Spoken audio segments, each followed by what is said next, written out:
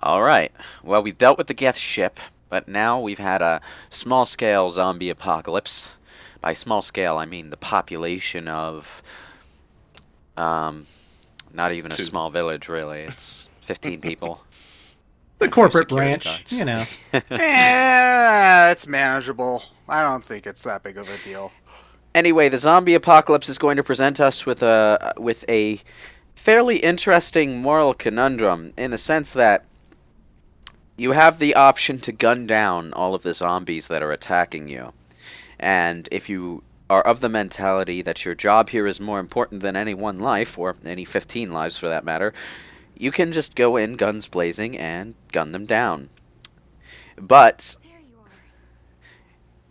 obviously, that's killing innocent people who are pod zombies controlled by a plant monster that you're going to kill anyway. So if you want to save the colony, you have to save a minimum number of people along the way. So what do you gotta do? Knock them unconscious? You don't necessarily have to go through the area perfectly, but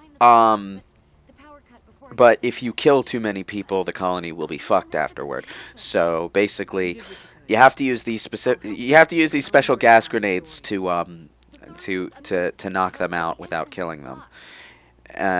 Which means that you have to talk to people before going into them to get the gas grenades, and then you also have to use the gas grenades, and you also need to tell your teammates before going in, I want us to go through this place without killing Yeah. anyone, which basically means you're doing all the work.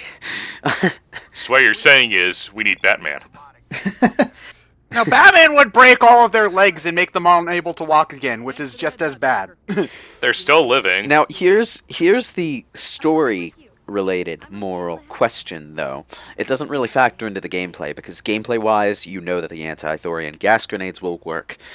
But in universe, they don't really give you a reason to believe that. It's this experimental thing that someone comes up with and suggests that you try to save the colonists with. So, yeah. And now, if it's an experimental weapon in a video game, it's almost certainly like completely perfect, has no bugs at all. It'll work just fine. Probably is better than highly tested and regulated other weapons that you could find all over the place. 40% of the time, it works every time.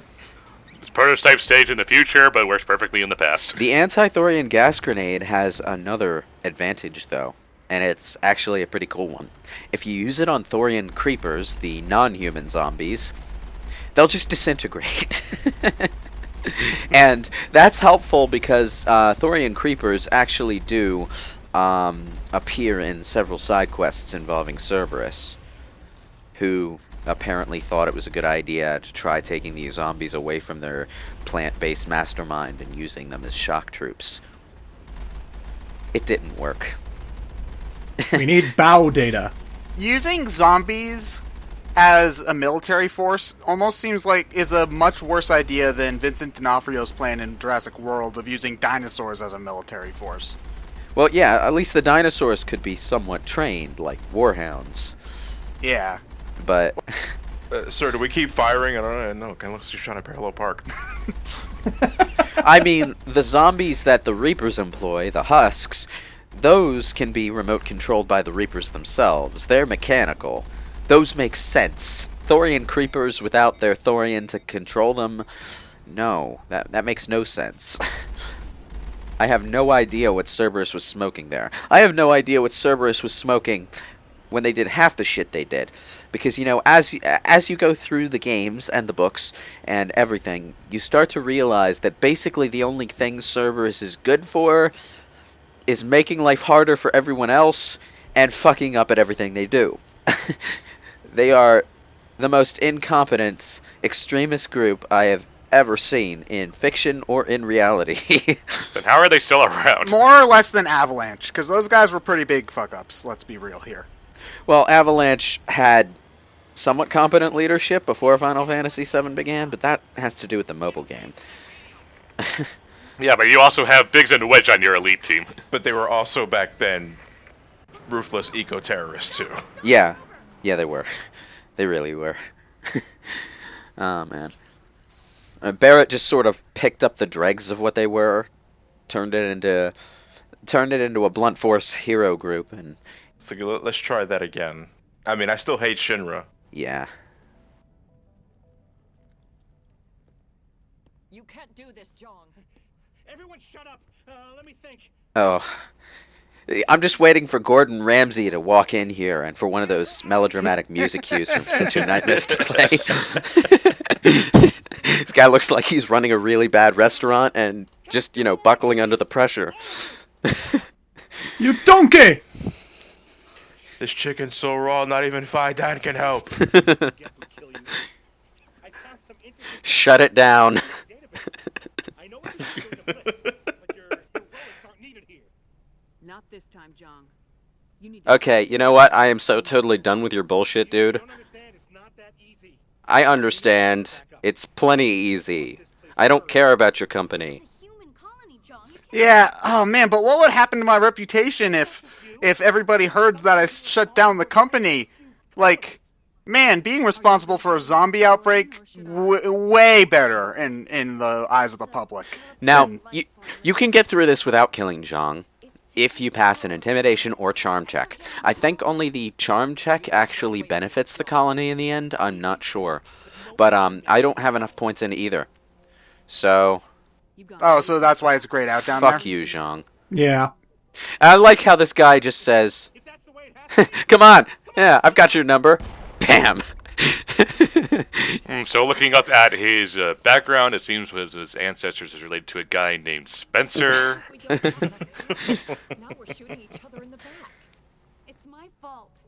I knew what was going on, and I didn't Oh, well. do anything. So we're just gonna be able to get away with shooting somebody? Well, we're a Spectre. It's legal. It's legal if it's Shepard. Deal with the License to kill. It's not like anyone's going to rat on us either. They don't want to be with him anyway. That's the kind of special privilege that Saren was taking advantage of like nobody's business until he got disbarred from the Spectres. But, yeah. I mean, in the book, Revelation, Saren, he wants to get information from this guy who's a Batarian, who's anti-human. And this Batarian goes into a brothel and orders a human partner for the night, which everyone in the place knows is basically a big red flag that this guy is going to abuse one of our prostitutes. And Saren just says, okay, you know what? Tell him you'll do it. Let me handle it. And he goes in, right? And while everyone else in the brothel is looking the other way, tortures and then kills the guy for information. He gets the information and then he kills him. And it involves stuff like breaking fingers and all of that. It's pretty brutal. That kind of Spectre Saren was. And that was legal. It was something he was totally allowed to do. If someone were to report that to the council, they'd just sort of be like, I'm sorry, I didn't hear you. What? No, that didn't happen. That's fine. And you can sort of play that kind of asshole in this game you don't get to do the kind of shit Saren got away with, fortunately. Because you can't be a bad guy, you can just be an asshole. Which are two different things. Well, at the time, Saren wasn't a bad guy either. He was just an asshole. Like, he had some sort of self-serving agenda when he got his hands on Sovereign at the end of the book, but it's a completely different agenda than the one he has now. Because he's just thinking, I've got this amazing advanced warship. I can teach those humans who's boss now. But, it was sort of more than he could choose, so by the time he attacks Eden Prime at the beginning of this game, his reasons for doing what he's doing are completely different than they were at the time. I'm more talking about in terms of Shepard, like some games like these do just let you straight up be evil, but Yeah. they didn't want you to be evil, so even though there's a moral choice aspect of this, you can be sort of ruthless, but not like completely we'll shoot anybody who gets in your way. The ruthless. problem with that in a video game is that you don't have the advantage of a highly intelligent DM to tell you what the consequences of every little thing are. You have to rely on gameplay systems, and when you rely on gameplay systems for morally ambiguous shit like being a bad guy, but also doing vaguely heroic things along the way, well, you get stuff like Baldur's Gate, which had a complete fucking mess of a pickpocketing system, which is already a really bad thing to have for that kind of stuff.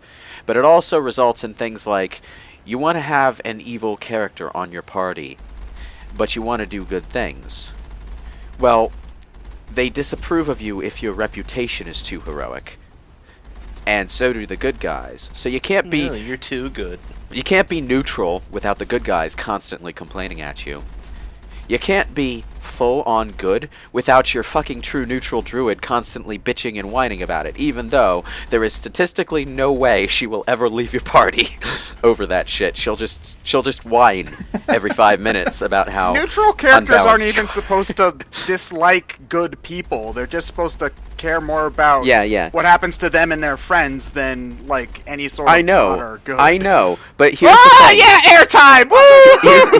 Here's the thing. In Baldur's Gate 1, you have a druid and fighter pair. The fighter is neutral good. The druid is true neutral because that's how the rules worked for druids at the time. They had to be true neutral. And so if your reputation gets too many points away from a character's alignment, no matter who that character is or what their personality is like, they will complain at you every 5 minutes.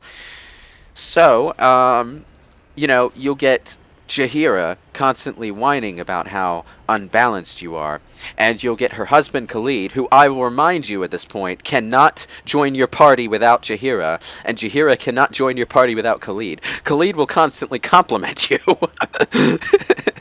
So what you're saying we do is we send them straight to the Neutralian embassy. Oh man. And then if you actually want to be a bad guy, basically what happens is if your reputation gets too evil, you constantly have random bounty hunters spawning in, no matter where you are, and just attacking you ruthlessly. But it also swings the other way sometimes. Sometimes you just can't do with a good thing. There's this one guy in a bar, right? And, he just gets all up in your face without you prompting him. And basically, there's no way to get through that conversation, I think, without him fighting you or without you just agreeing to leave the bar. I'm wanted on 6 systems. Yeah, but you see, here's the thing. You can try to He doesn't like you. You have the option in Baldur's Gate to put your weapons away and fight with your fists. And if you do, you will knock the enemy out instead of killing them. But the designers didn't plan for that. They implemented it, but they didn't plan for that. So what basically happens is if you want to be the good guy and not kill this person, and just knock him out instead, he is forever instant aggro whenever he wakes up. So every time you go to this bar, like weeks and months later, he'll still be there, and he will attack you the moment you walk in. And he'll keep doing this until you kill him. Oh, So look. every time you just want to go in for a drink, you have to put up a few fisticuffs. Oh, guys, look, Jeff's back here again. Yeah, old Lewis knocked him in the face 3 years ago. He's been waiting there ever since for him to walk back through that door. Yeah, so you go, so you get back to Baragast, you walk into this tavern at level fucking 8. You finished all the stuff, almost all the stuff, but you're going through to clear out the last of the side quests. This guy will always attack you, and you're fucking level 8, man. You're rocking an armor class that he can't touch, and your dexterity bonus or your strength bonus, whatever you use to guarantee attack accuracy and damage, it's through the roof. So you just knock him out in one hit. It's like every time you walk in, karate chop to the neck, judo chop, he's out. And it happens every time you walk into the building. I like What's the image stopping of you from just... What's stopping you from... Sorry, go on, I'm John. sorry. I just like the image of you sitting in a tavern having a cold one while this guy just Wails at pathetically you. attempts to try and hit on you. You like, think physically. you're better than me, don't You you? just don't even hit him. You just sit there and drink, and he's just not even able to It's do like, damage to yeah, you. come on, notice me. He breaks his head, headbutting you, and falls over. Is what happens. Oh, man. Anyway, yeah. It's actually really easy to spare these people, because the explosion radius on the anti-thorium grenades is pretty respectable. So if you just pick a strategic place to stick it on the wall and then detonate it, the colonists will fall over. So gameplay-wise, this is not a difficult situation for a Paragon to get through. The real challenge is that there are also Thorian creepers around the place, and you don't want to use too many grenades before you get to the end. So now it's Hogan's Alley. You don't want to use too many grenades before you get to the end. You want to make sure to take out the colonists. And if you take out the colonists with the grenades, you can fire on the Thorian creepers with impunity. But if you fire on the Thorian creepers while the colonists are still shooting at you, there's always a chance that you might hit them by accident. So watch out for that. Yeah. It's not overly difficult, but depending on how you play it, it can present you some pretty harrowing situations. You do get a grenade refill at that point, so you don't have to be too stingy with it. But just Are they super frail? The colonists? Yes. yeah, they're fairly. Yeah, frail. it doesn't take much to kill them. A lot of them It's aren't almost even as wearing if it's proper almost as armor. if you're rocking military grade weapons and they're just random people. Garrett, Also, you is it take just- that? Damn it! They killed the bard Also, is again. Is it just me, or do the whatever the zombie things are look like regenerators from 4? Yeah. Yeah, They they were kind a of little are. more Although I think this grotesque. game doesn't predate 4, does it? What year No, did 4 it's out come out? before. Like 2004. Yeah, 2004 okay. was Resident Evil 4. 2 days. The other thing you can do with these guys is that if you do run out of grenades, they can be knocked out with a melee attack. It's like you have to get super close to them, though, and when they're shooting at you, you can melee them, and that counts as being unconscious. That doesn't count as a kill, but, it's really hazardous because you got to get all up Basically, close and you have to personal. get to the end with the colonists alive count as high as you can be there. Unfortunately, you can't shoot the Thorian creepers while they're all curled up like this. I have no idea why you can't, but you can't. No, your aim is just that shit.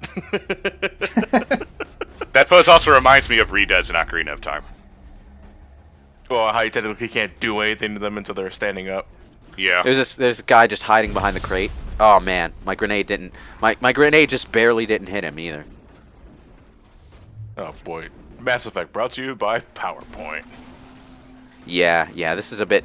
This particular fight has a few too many things going on for the Xbox 360. Well, not for the Xbox 360, but for how they optimized it for the Xbox 360 version.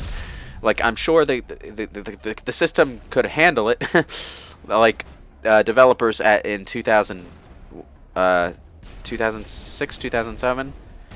It came out in 2007. Developers in 2007, 2006, 2005, however long it took them to make this game, they didn't necessarily know how to optimize properly for this level of hardware yet. You know what? I wouldn't be surprised if it was something as minuscule as the particle effect that you're seeing now with the ash flying through the sky. Probably particle effects. Particle effects usually tank the graphics engine. Yeah. Oh, hey, fight Dan! Tried to fight it, but it gets in your head. Oh, good. We were meaning to talk to you. Yeah. Unfortunately, you cannot change how this plays out. It's a bit of an intentional foreshadowing of something that can happen later, depending on your actions. I won't. If you have very limited control over your motor functions and you're being mind controlled, you can apparently solve the problem by shooting yourself in the face.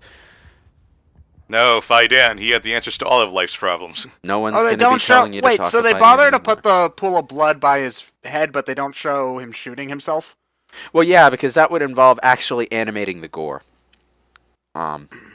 Yeah. Well, there wasn't even like a big gun, like bam gunshot sort of sound or anything. Like Yeah. it just kind of looked like you looked at Shepard and it was just like, are you going to do something Well- about it? And then it's just, oh, he's dead now. There was All right. a gunshot, but the guns in Mass Effect aren't quite as loud as, your Wild West pistols and your shotguns and stuff. I know, like in terms of that, but dramatically it needs to be like a bam. So it's just like, oh my god, he killed himself. Yeah. Well, they would have had to animate the gore, and they only do that once, later on in the game, as a pre-rendered scene. Yeah. And it's not really a gory thing, because the person who shoots himself in the head is half mechanical anyway. It's kind of disturbing the way they animated his head in that moment, but it's not gory.